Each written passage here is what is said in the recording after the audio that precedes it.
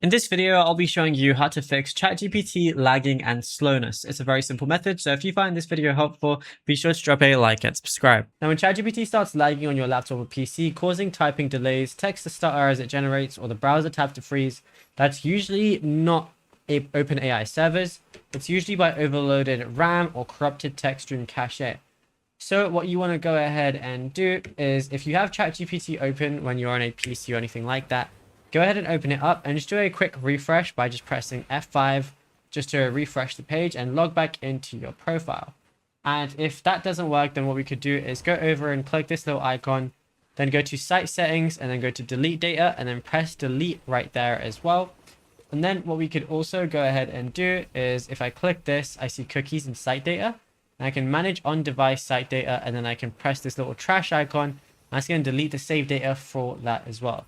The next thing I want to go ahead and do is press these three little dots on the top right and then go to settings.